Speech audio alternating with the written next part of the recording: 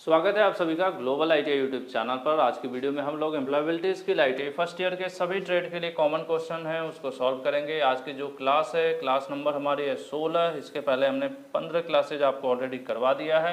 इसके पहले के 15 क्लासेज ज़रूर आपको देखना है। और वो कैसे देख सकते हैं, सिंपल है। ग्लोबल आईटीआई यूट्यूब चैनल के ऊपर क्लिक कीजिए, जहाँ पे ग्लोबल आईटीआई लिखा रहता है उसके ऊपर क्लिक करेंगे। फिर वहाँ पर जाएंगे तो वीडियो का सेक्शन होता है, वीडियो, प्लेलिस्ट, इसी तरह से और भी चीज़ें होती हैं। तो आपको प्लेलिस्ट पर क्लिक करना है और उसमें नीचे की तरफ स्लाइड करेंगे तो employability skill ITI first year इस तरह से लिखा हुआ रहेगा, जिसमें इसके पहले की सभी वीडियोज आपको मिल जाएंगी। इस क्लास से रिलेटेड आपको टेस्ट और पीडीएफ globaliti.org की वेबसाइट पर मिलेगा। यहाँ पर आपको एक कोर्स का ऑप्शन मिलेगा, हिंदी में लिखा रहेगा कोर्स पर क्लिक करिए। उसके बाद एम्प्लॉयबिलिटी स्किल का ऑप्शन दिखेगा तीसरे चौथे नंबर पर, उस पर क्लिक कीजिए। उसमें अंदर जाएंगे तो फर्स्ट ईयर और सेकंड ईयर पूछेगा, आप फर्स्ट ईयर में एंटर कीजिए, आपको रिलेटेड यहाँ पर स्टडी मटेरियल मिल जाएगा। ठीक है, चलिए आगे हम क्वेश्चंस को सॉल्व करेंगे। और इसके पहले मैं आपको बता दूँ कि जो आज का टॉपिक है, टॉपिक का नाम है कम्युनिकेशन स्किल्स। ठीक है, यानी आज जो हम क्वेश्चन सॉल्व करने वाले हैं वो किस चैप्टर से रिलेटेड हैं, वो कम्युनिकेशन चैप्टर से रिलेटेड है। और इस चैप्टर के जो क्वेश्चंस हैं ऑलरेडी 1 से लेकर 60 तक क्वेश्चंस 3 वीडियो में कवर किए जा चुके हैं। और आज जो है लास्ट यानी फाइनल है इस चैप्टर का। ठीक है, कम्युनिकेशन स्किल का आज फाइनल है, इसमें इसके सभी क्वेश्चंस फिनिश हो जाएंगे। उसके बाद नेक्स्ट वीडियो में हम लोग नेक्स्ट नया जो भी टॉपिक होगा उसके क्वेश्चंस लाएंगे आपके लिए। ठीक है, तो चलिए शुरू करते हैं क्वेश्चंस। क्वेश्चन नंबर फर्स्ट है आपके सामने, यानी 61 number. The people with whom you will have to communicate at the work place included. कह रहे हैं जब आप कार्यस्थल, वर्क प्लेस मतलब मैंने ऑलरेडी कई बार बता दिया, वर्क प्लेस मतलब होता है आज आप किसी फैक्ट्री में काम करते हैं, किसी कंपनी में काम करते हैं, किसी अन्य ऑर्गेनाइजेशन में काम करते हैं, तो आप जहाँ पर काम करते हैं वो जगह आपके लिए वर्क प्लेस कहलाती है। ठीक है, जहाँ पर 2, 4, 10, 20, 50, 100, 1000 लोग काम करते हैं, ऐसी ऑर्गेनाइजेशन को कार्यस्थल कह रहे हैं। कार्यस्थल पर जिन लोगों के साथ आपको संवाद करना है यानी बातचीत करना होता है, उनमें कौन कौन शामिल है। ठीक है, तो कार्यस्थल पे हमारे दोस्त नहीं होते हैं, वहाँ पर हमारे सुपरवाइजर और कोवर्कर्स मतलब हमारे साथ काम करने वाले हमारे सहकर्मी होते हैं। कौन होता है? पर्यवेक्षक मतलब सुपरवाइजर, और हमारे सहकर्मी होते हैं। सहकर्मी हमारे दोस्त भी हो सकते हैं, नो डाउट, लेकिन हमारे जो रेगुलर फ्रेंड्स होते हैं, जो नॉर्मल रूटीन के होते हैं ना, जैसे हाई स्कूल इंटर वाले या बचपन के, ऐसे दोस्त फैक्ट्री में मिले ये ज़रूरी नहीं है। तो ऐसे में आपका जो सही आंसर है वो बी सही होगा कि जो हम जिनसे बातचीत करते हैं कार्यस्थल पे वो कौन से लोग होते हैं। तो उनमें जो हमारा फैमिली मेम्बर कंपनी में नहीं मिलते हैं, ना ही हमारे क्लासमेट रहते हैं, वहाँ पर हमारे सुपरवाइजर और कोवर्कर्स यानी हमारे साथ काम करने वाले लोग होते हैं, जिनसे हम लोग जनरली कम्युनिकेट करते हैं, बातचीत करते हैं। आंसर आपका बी सही हो जाएगा। चलते हैं अगले क्वेश्चन की तरफ। अगला क्वेश्चन कह रहा है which of these is not an online job search platform. कह रहे हैं जो नीचे 4 दिए गए हैं इसमें से ऐसा कौन सा एक जो ऑनलाइन जॉब सर्च करने के लिए ये वेबसाइट या प्लेटफॉर्म नहीं बनाया गया है। ठीक है, तो मैं आपको बता दूं कि आप जो इंडीड है ये एक वेबसाइट है जहां पर आप जॉब सर्च कर सकते हैं। ग्लास डोर है, इस पर भी आप जॉब सर्च कर सकते हैं। लिंक्डइन भी एक सोशल मीडिया प्लेटफॉर्म है, लेकिन ये प्रोफेशनल्स का है जहाँ पर सुपरवाइजर और अन्य जगहों पर काम करने वाले लोग होते हैं। यहाँ पर भी आप एक दूसरे से कांटेक्ट करके जॉब वगैरह की पोस्टिंग लोग करते रहते हैं, तो यहाँ पर भी आप जॉब सर्च कर सकते हैं। लेकिन जो ये स्नैपचैट है, स्नैपचैट आप लोग चलाते होंगे, मैंने तो कभी चलाया नहीं है इसलिए बहुत ज़्यादा तो नहीं बता सकता, लेकिन ये सोशल मीडिया प्लेटफॉर्म है, एक तरह के वीडियोज़, फोटोज़ और इंटरटेनमेंट इस तरह के पर्पज़ के लिए, चैटिंग वैटिंग के लिए इस्तेमाल किया जाता है। तो यहाँ पर आप जॉब सर्च नहीं कर सकते हैं। ठीक है, यहाँ पर जॉब सर्च नहीं कर सकते हैं। तो क्वेश्चन भी यही पूछ रहा था कि कौन सा ऐसा प्लेटफॉर्म है इसमें से जहाँ पर आप जॉब सर्च नहीं कर सकते। तो आंसर आपका सी सही हो जाएगा कि स्नैपचैट ऐसी चीज़ है जहाँ पर हम जॉब सर्च नहीं कर सकते हैं। ठीक है, नेक्स्ट क्वेश्चन की तरफ हम लोग चलेंगे, देखते हैं नेक्स्ट क्वेश्चन। ये क्वेश्चन कर रहा है what is the ideal way to communicate at the work place. कह रहे हैं कि वर्क प्लेस यानी जहां हम काम करते हैं वहां बातचीत करने का बेहतर तरीका कौन सा है, किस तरीके से हमें, मतलब होता है ना कि हर जगह का एक लहजा होता है, लगातार मैं पढ़ाता हूँ फॉर्मल इनफॉर्मल। ठीक है, तो वर्क प्लेस पर हमें फॉर्मल कम्युनिकेशन करना होता है, ठीक है। यार दोस्त और इस सब सर्किल में इनफॉर्मल होता है, अनौपचारिक, और फॉर्मल जो होता है औपचारिक, ठीक है। तो फिलहाल यहाँ पर देखते हैं शोविंग रिस्पेक्ट एंड लिसनिंग, ठीक है, डिस्प्लेइंग पॉजिटिव बॉडी लैंग्वेज। कह रहे हैं कि कार्यस्थल पे हमें क्या मतलब कौन सा तरीका है जो हमें अपनाना चाहिए बातचीत करते समय। तो कह रहे हैं कि सामने वाले को साथ हमें रिस्पेक्ट दिखानी चाहिए, उसकी बातों को ध्यानपूर्वक सुनना चाहिए। तो ये बात तो सही है। दूसरा कह रहा है कि पॉजिटिव बॉडी लैंग्वेज, मतलब हमारा जो हाव भाव है शारीरिक रूप से भी हमें पॉजिटिव मतलब सामने वाले को दिखाना होता है। ऐसा नहीं कि मुंह से तो हम बोल रहे हैं पॉजिटिव लेकिन शरीर से हम अकड़ दिखा रहे हैं, तो बॉडी लैंग्वेज भी हमारी पॉजिटिव होनी चाहिए। तो ये भी बात सही है। फिर कह रहे हैं कि आपको क्वेश्चन, ठीक है, आपको क्वेश्चन पूछने की इच्छा होनी चाहिए और साथ ही साथ आप फीडबैक देने की भी इच्छा रखते हो, ठीक है। लिखा हुआ ना, प्रश्न पूछने के लिए आप तैयार रहें और फीडबैक मतलब उसका आंसर एक तरह से देने के लिए भी आप मतलब तैयार रहें, आपके अंदर इच्छा हो कि मैं आंसर भी दूंगा। तो ये भी सही बात है। तो इस प्रकार से देखा जाए तो ये सभी जितने भी पॉइंट्स लिखे थे सब सही हैं, इसलिए आंसर डी सही हो जाएगा, ऊपर के सभी, ठीक है। इसका कौन सा आंसर सही हो जाएगा, आंसर डी जो है सही हो जाएगा। कि ये सब मतलब सही तरीके हैं जिसके थ्रू हम अपने वर्क प्लेस पर, अपने फैक्ट्री इंडस्ट्री में बात कर सकते हैं, बात करना चाहिए या बात कर सकते हैं, जो भी कहें आप। Identify the short term goal from the following. देखिए गोल क्या होता है, हम अपनी लाइफ में कुछ न कुछ गोल सेट करते हैं कि ये हमारा लाइफ का गोल है, हमें अचीव करना है। जैसे कि कुछ लोग सेट करते हैं क्या कि हमें अपने पैसे का घर खरीदना है, कुछ लोग 10 साल बाद हमें कार खरीदना है, कुछ लोग और भी ड्रीम होती है, जनरली एक बेसिक ज़रूरतें यही होती हैं एक नॉर्मल ह्यूमन की। कुछ लोग बड़ा बिजनेस का सोचते हैं कि मैं जो है कि 5, 10, 20 सालों में जो है बड़े लोग हैं तो 1000 करोड़ की फैक्ट्री जो है मैं तैयार करूंगा। तो सबका एक टारगेट होता है। तो कुछ गोल ऐसे होते हैं जो लॉन्ग टर्म होते हैं, लॉन्ग टर्म होते हैं जो हम प्लान करते हैं कि अगले 10 सालों बाद मैं ये करूंगा, ठीक है, अगले 20 साल बाद मुझे ये कर लेना है, मुझे इतना अचीव कर लेना है, ठीक है। और कुछ होते हैं इनको लॉन्ग टर्म कहते हैं, जो बहुत दिनों के लिए लंबी प्लानिंग करते हैं कि आने वाली लाइफ में हम ये करेंगे। और एक होता है शॉर्ट, इसलिए बता दे रहा हूँ और भी इससे रिलेटेड क्वेश्चन आएंगे। शॉर्ट टर्म जो होते हैं उसका क्या होता है कि हम ये प्लान करते हैं कि अगले 6 महीने में मुझे एक नया फ़ोन खरीदना है, ठीक है, अगले 6 महीने में नया फ़ोन खरीदना है। तो हम आज से ही 2-2 हज़ार रुपये बचाना शुरू कर देते हैं, ठीक है। या फिर हम कुछ ऐसा प्लान करते हैं कि 3 महीने में हमें ये कुछ मतलब एक और कोई प्रोडक्ट खरीदना है, कुछ ऐसा करना है। या फिर हमें कंप्यूटर सीख लेना है 2 महीने में, या मुझे इंग्लिश लैंग्वेज सीख लेनी है, इंग्लिश बोलना सीख लेना है 4 महीने में। तो ये छोटे प्रोजेक्ट हैं, ठीक है। तो यही देखना है इसमें से। कह रहे हैं मेंटेनिंग गुड हेल्थ, अच्छा स्वास्थ्य मेंटेन करना।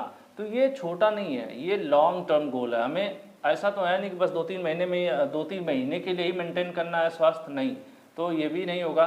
लीडिंग अ हैप्पी लाइफ, कि अच्छा जीवन व्यतीत करना चाहते हैं, तो क्या ये सिर्फ कुछ दिनों के लिए, नहीं। बीइंग हेल्पफुल, आप मददगार बनना चाहते हैं कि लोगों को जब मदद की ज़रूरत हो तो आप उनको मदद करें। तो ये सब चीज़ें क्या लाइफ लॉन्ग चलने वाली है या आप लाइफ लॉन्ग करना चाहेंगे। लेकिन लर्निंग अ ड्राइव का, ठीक है, ये आपका शॉर्ट टर्म है। ये क्या कर सकते हैं आप 15 दिन, 20 दिन, 1 महीने में सीख सकते हैं। तो ये आपका कौन सा गोल हुआ, ये आपका गोल शॉर्ट टर्म हुआ, मतलब अल्पकालीन छोटे समय वाला गोल कि हमने इतने दिनों में ये चीज़ सीख लेनी है, ठीक है। तो इसलिए यहाँ पर आंसर आपका कौन सा सही हो जाएगा, डी सही हो जाएगा। कि हमने ये सोच लिया कि अगले 3 महीने में मुझे कार चलाना सीख लेना है। तो ये हमारा एक शॉर्ट टर्म का जो है गोल हो गया। ऐसा तो नहीं है कि आप सीखेंगे अगले 20 सालों में मैं कार चलाना सीख लूँ, ठीक है। नेक्स्ट है keeping our resume and contact card ready during networking events. Networking events में हमें मदद करेगा। अगर हम अपना बायोडाटा तैयार रखें, अपना एक विजिटिंग कार्ड बना लें या कॉन्टैक्ट कार्ड कह लीजिए, उसी को कह रहा है कि अगर हम ये 2 चीज़ें लिए हुए हैं और कहीं नेटवर्किंग इवेंट हो रहा, मतलब नेटवर्किंग इवेंट मतलब कोई ऐसी मीटिंग या ऐसा कोई प्रोग्राम ऑर्गेनाइज है जहाँ पे 1000, 2000, 5000 ऐसे 100, 200, 400 मतलब जितना बड़ा प्रोग्राम हो वैसे लोग इकट्ठा हो, सब लोग किसी इंडस्ट्री फैक्ट्री में काम करने वाले हों, कुछ लोग सीनियर हों, कुछ लोग जूनियर हों, कुछ लोग मैनेजर हों, कुछ सुपरवाइज़र हों, इस तरह से तो इकट्ठा हो। तो उसको हम क्या कहेंगे, लोगों का एक दूसरे से क्या होगा, मेल मिलाप होगा, कांटेक्ट, हम जो हमें पसंद आएगा बातचीत करेंगे, अपने नंबर एक दूसरे से शेयर करेंगे तो हमारा नेटवर्क बढ़ेगा। तो उसी की बात कर रहा है कि नेटवर्किंग के दौरान, इवेंट के दौरान, इवेंट मतलब प्रोग्राम के दौरान आप अपना रिज्यूमे और कॉन्टैक्ट कार्ड तैयार रखने से हमें खोजने में मदद मिलती है। हमें क्या खोजने में मदद मिलेगी? हमें जॉब खोजना है, ठीक है, क्योंकि हम स्टूडेंट हैं और ऐसे इवेंट में जा रहे हैं तो हम क्या ढूंढेंगे? जॉब खोजने में। अगर हमें 10-20 लोगों से मुलाकात हो गई तो क्या होगा? हम एक दूसरे से व्हाट्सएप पे कनेक्ट रहेंगे, उनकी फैक्ट्री, उनकी कंपनी, उनके लोकेशन में कहीं जॉब होगा तो मुझे मैसेज कर देंगे, तो मैं क्या करूँगा? वहाँ जाके अप्लाई कर सकता हूँ, वहाँ जाके इंटरव्यू दे सकता हूँ, ठीक है। तो इसके लिए हमें मदद मिलती है, ठीक है। तो आंसर कौन सा सही हो जाएगा? आंसर बी सही हो जाएगा। नेक्स्ट देखते हैं, effective and easy way to create a professional network. कह रहे हैं वही नेटवर्क, अगर आसान तरीका क्या है जिससे हम ज़्यादा से ज़्यादा नेटवर्क बना सकें अपना, मतलब प्रोफेशनल लोगों से जोड़ के एक दूसरे से जुड़ सकें ज़्यादा से ज़्यादा संख्या में। तो इसका सबसे आसान तरीका क्या है, ठीक है, कैसे हम इस चीज़ को कर सकते हैं?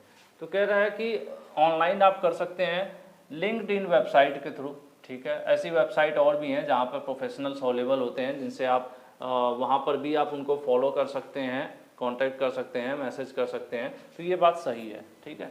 उसके बाद कह रहे हैं जहाँ जॉब फेयर लगता है वहाँ पर आप जाइए, वो गवर्नमेंट हो या प्राइवेट हो, वहाँ पर जाइए, लोगों से मिलिए, ये भी सही बात है, यहाँ पर भी आपकी नेटवर्किंग बढ़ेगी। उसके बाद कह रहा है कि आप अपने टीचर से कांटेक्ट में रहिए और आपके साथ में जो स्टूडेंट्स पढ़ाई किए हैं उनसे कांटेक्ट में रहिए, ये भी सही बात है। तो इन सब चीज़ों से आपकी प्रोफेशनल नेटवर्क बढ़ सकता है, इसलिए यहाँ पर आंसर सही कौन सा होगा? आंसर डी सही होगा, ठीक है। ऊपर जो भी लिखे हैं सब ऑप्शन हम चाहें तो इन सब की मदद से जो है अपना नेटवर्क बढ़ा सकते हैं, ठीक है। चलिए आगे बढ़ते हैं। नेटवर्क मतलब टाइम पास वाला नेटवर्क नहीं, प्रोफेशनल नेटवर्क, जहाँ पर हम जॉब अपॉर्चुनिटीज़, बिजनेस, ऐसे किसी प्रोजेक्ट पे काम करना, इस तरह की जो प्लानिंग करते हैं उसके लिए। Which of these is a type of interview. कह रहा है इसमें से किस प्रकार से आप इंटरव्यू दे सकते हैं। देखिए फेस टू फेस इंटरव्यू तो बहुत ही आम बात है और पुरानी बात है, लगातार हम लोग देते ही रहे हैं कि आमने सामने बैठते हैं, इंटरव्यू देते हैं, ये तो एक तरीका है, ठीक है। ये अलग हो गया, इतना ही अलग है। उसके बाद दूसरा टेलीफोनिक, जब से कोविड वगैरह आया तब से इसका ज़्यादा क्रेज हो गया, उसके पहले भी होता था कुछ, जैसे कुछ जगहों पर पहले एक छोटा सा इंटरव्यू टेलीफोनिक हो जाता है, फ़ोन पर ही आपसे एक इंटरव्यू के तौर पर कुछ जानकारी ले लेते हैं, पूछ लेते हैं, आपकी कुछ स्किल्स चेक कर लेते हैं वो, उसके बाद उसमें से कुछ लोग शॉर्टलिस्ट करते हैं, फिर physical face to face interview के लिए बुलाते हैं, ठीक है। तो ये भी होता है टेलीफोन पर भी, ऑनलाइन भी हुआ, कोविड के दौरान तो बहुत ज़्यादा ऑनलाइन इंटरव्यू हुए। तो इस प्रकार से देखा जाए तो तीनों तरह से इंटरव्यू हम दे सकते हैं, इसलिए आंसर हमारा कौन सा सही हो जाएगा? डी सही हो जाएगा, ऊपर के सभी, यानी सभी ऑप्शन सही है, इसलिए यहाँ पर आंसर क्या होगा?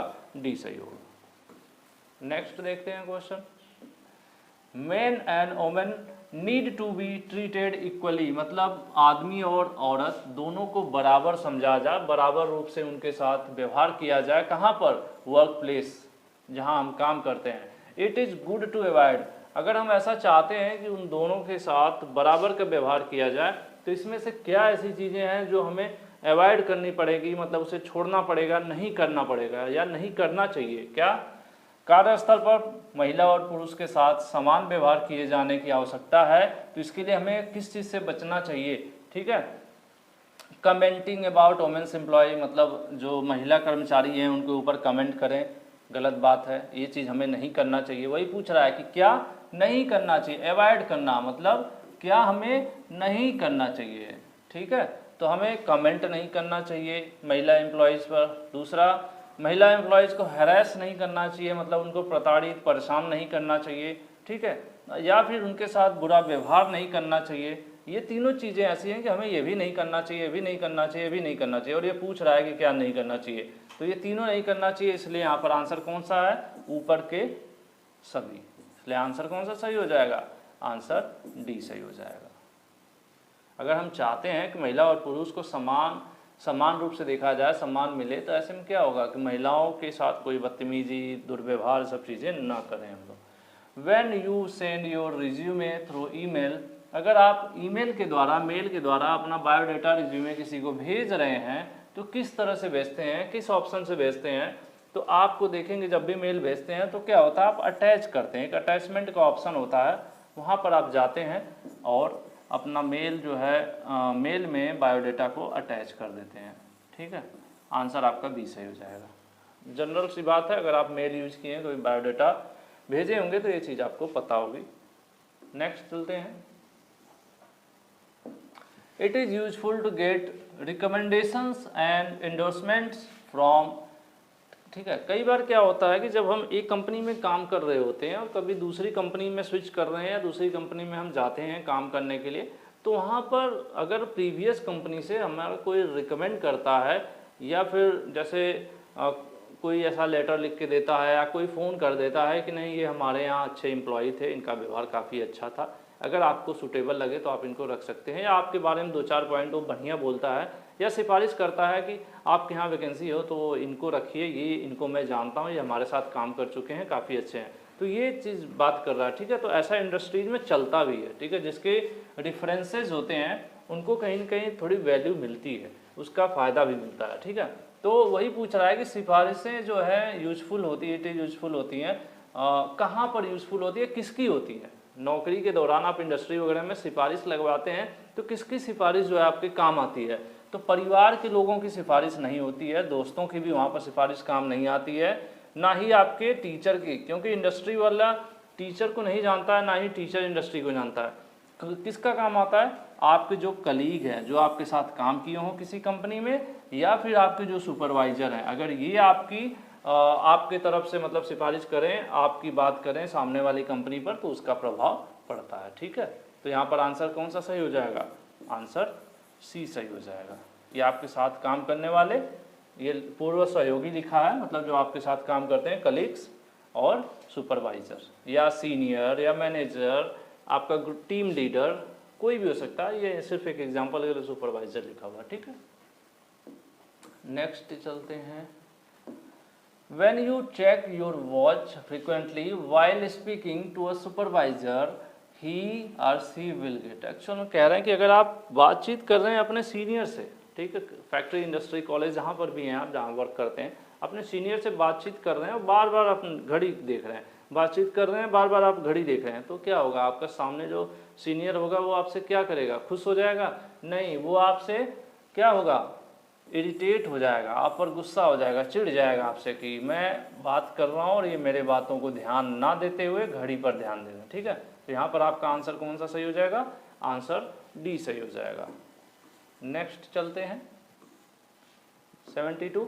What kind of emotional barrier can be overcome when people communicate. ठीक है, कह रहे बैरियर मतलब रुकावट होती है। ठीक है, बैरियर मतलब रुकावट, जो आपको कहीं न कहीं परेशान करती है, रोकती है, आपके ग्रोथ को भी रोकती है। ओवरकम मतलब किसी चीज़ से बाहर निकलना। ठीक है, अगर आपको रुकावट है, आप किसी चीज़ से परेशान है और उसको ओवरकम मतलब हम इस चीज़ से बाहर निकलें, अपनी हेजिटेशन को दूर कर लें, कोई ऐसी चीज़ हमें मदद करे। ठीक है, ओवरकम मतलब किसी परेशानी से बाहर निकलना। ठीक है, तो कब, अब अगर यहाँ पर कह रहा है कि जब हम लोगों से बातचीत करते हैं तो किस तरह की भावनात्मक बाधाओं को हम दूर कर सकते हैं। ठीक है, कई बार हम लोग क्या होता है कि इमोशनली अगर हम किसी से बातचीत नहीं करते हैं तो सामने वाले के बारे में जानते नहीं हैं, तो अंदर अंदर जो है इमोशनली हम लोग कुछ उसके बारे में एक इमेज बना लेते हैं कि यार वो बहुत खतरनाक है ना, ऐसा कुछ हमारे माइंड में बन जाता है। तो अगर कई बार होता है हम लोग बहुत सोचते हैं यार ये तो बहुत गड़बड़ है, ऐसे है वैसे हैं, ये बहुत घमंडी हैं, और जब हम उस इंसान से मिल लेते हैं, मुलाकात होती है, 2-4 बातचीत हो जाती है, फिर लगता है यार ये तो बहुत अच्छे आदमी है। ठीक है, तो हमने क्या किया, हमारे अंदर जो डर था उसके प्रति, सामने वाले के प्रति, वो दूर हो जाता है। ठीक है, अगर हम बातचीत करें तो यही पूछ रहा है। अगर हम किसी पर संदेह करते हैं कि यार ये तो बहुत गड़बड़ है, मतलब मिसट्रस्ट, ठीक है, हम उस पर ट्रस्ट नहीं करते हैं कि ये तो बहुत गड़बड़ है, गंदा आदमी है यार, पता नहीं क्या कैसा है। ठीक है, या फिर हम उससे डरते हैं कि यार ये तो बहुत मतलब खतरनाक है, हमें परेशान कर सकता है, मेरा नुकसान कर सकता है, लेकिन मैंने उससे कभी बातचीत नहीं की है, बस उसको देख के ऐसा मेरे अंदर अजम्पशन है। ठीक है, मतलब इमोशनली मैं ये सब चीज़ें सोच रखा हूँ, तो ये चीज़ें कैसे दूर हो सकती हैं, अगर मैं उससे क्या करूँ, अगर मैं उससे कम्युनिकेट करूँ, उससे मैं बातचीत करूँ, तो ये सब चीज़ें क्या हो सकती हैं, दूर हो सकती हैं। क्या क्या, ये भी दूर हो सकता है, ये भी दूर हो सकता है। ठीक है, इसलिए यहाँ पर आंसर आपका क्या सही हो जाएगा, आंसर डी सही हो जाएगा, ऑप्शन ए एंड बी। ठीक है, ए एंड बी दोनों। ठीक है, ये भी हमारा संदेह भी दूर हो सकता है और उसके प्रति डर भी दूर हो सकता है अगर हम उस सामने वाले से बातचीत करें तो।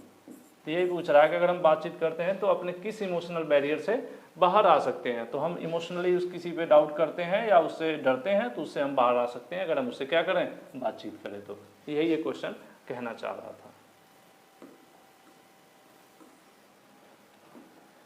73 है, we should be careful about what we share on social media. कह रहे हैं आजकल सोशल मीडिया पर बहुत सी चीज़ें शेयर करते हैं लोग, हम लोग खुद करते हैं, आप लोग अलग अलग प्लेटफॉर्म पे देखते होंगे, ट्विटर है, फेसबुक है, यूट्यूब है इवन, तो बहुत सी चीज़ें पर्सनल फ़ोटोज़ हैं, वीडियोज़ हैं, चीज़ें शेयर करते रहते हैं हम लोग। तो वही कह रहे हैं कि वी शुड बी केयरफुल, हमें सावधान रहना चाहिए। क्या क्या शेयर करते समय हमें सावधान रहना चाहिए। ठीक है, सोशल मीडिया पर जब हम शेयर करते हैं तो सावधान रहना चाहिए। क्यों सावधान रहना चाहिए? ठीक है, तो इसमें कह रहा है कि our family will know about it otherwise, हमारे परिवार वालों को इसके बारे में पता चल जाएगा। तो ऐसी चीज़ें हम शेयर ही नहीं करते हैं कि जो हमारे परिवार वाले ना जानते हो। ठीक है, तो ये बड़ा मुद्दा नहीं है। फिर कह रहा है कि जो हमारे एम्प्लॉयर हैं, जो हमें नौकरी देने वाले हैं, वो भी बैकग्राउंड चेक करते हैं। ठीक है, जैसे कि अगर आपने बायोडेटा में, मतलब बायोडेटा में कोई बहुत सी चीज़ें आप नहीं लिखते हैं, जो आपके शौक़ होते हैं, घूमने फिरने, या फिर कुछ लोगों को स्मोकिंग, ड्रिंकिंग, ऐसी चीज़ें होती हैं जो उनका पैशन होता है, फैशन होता है, जो भी कह लीजिए, तो वो चीज़ें करते हैं। और बहुत सी चीज़ें ऐसी भी होती हैं जो हम लिख देते हैं कि हमने सोशल मीडिया पे लिख दिया कि हमने इस कंपनी में काम किया इतने दिनों तक। जैसे आप फेसबुक चेक करेंगे मेरा, तो उसमें लिखा होगा कि इतने दिन मैं इस कॉलेज में था, इस कंपनी में था, तो वहाँ पर मैं चीज़ें मेंशन कर दूँ और उसके बाद किसी कंपनी में अप्लाई करूँ जॉब के लिए, और मैं वहाँ पे लिखूँ कि मैं फ्रेशर हूँ, मैंने कहीं काम नहीं किया हूँ। तो ऐसे में क्या होगा कि जहाँ आप अप्लाई करोगे, वहाँ के एम्प्लॉयज़ जो है, जो एम्प्लॉयर है, जो आपको नौकरी देने वाले हैं, वो टीम आपकी सोशल मीडिया प्लेटफॉर्म चेक करेगी और बारीकी से देखेगी कि जो जो चीज़ें आप बताए हैं वो सही बताए हैं कि गलत बताए हैं। इसीलिए हमें ऐसी कोई भी गलत चीज़ सोशल मीडिया पर नहीं शेयर करनी चाहिए। ठीक है, तो यहाँ पर आंसर बी आपका सही हो जाएगा कि जो संभावित नियोक्ता, मतलब जहाँ आप जॉब के लिए अप्लाई कर रहे हैं, वो आपका बैकग्राउंड चेक कर सकता है। कैसे चेक कर सकता है? सोशल मीडिया से। इसीलिए हमें सोशल मीडिया पे कुछ भी गलत नहीं डालना चाहिए कि सोशल मीडिया पर आपने डेट ऑफ बर्थ कुछ और डाला है, बायोडेटा में कुछ और डाला है। सोशल मीडिया पे आपने फैमिली में बताया 5 मेंबर हैं और बायोडेटा में आप लिख रहे हैं 2 मेंबर हैं फैमिली में, तो क्या होगा? मिसमैच होगा, तो सामने वाले का आप पर डाउट होगा। इसलिए हमेशा सही जानकारी ही आपको वहाँ पर भी रखना है, ध्यानपूर्वक आपको कोई भी पोस्ट करना है। इसलिए यहाँ पर आंसर कौन सा सही है? आंसर बी सही है। और जो ये चैप्टर था, इस चैप्टर के लास्ट क्वेश्चन था, और इसके बाद जो है न्यू चैप्टर होगा नेक्स्ट वीडियो में। वीडियो पसंद आई हो तो लाइक कर दीजिएगा और पढ़ाई ज़रूर कीजिए। ठीक है, लाइक करना तो बहुत महत्वपूर्ण नहीं है, आपका पढ़ना ज़्यादा महत्वपूर्ण है। ठीक है।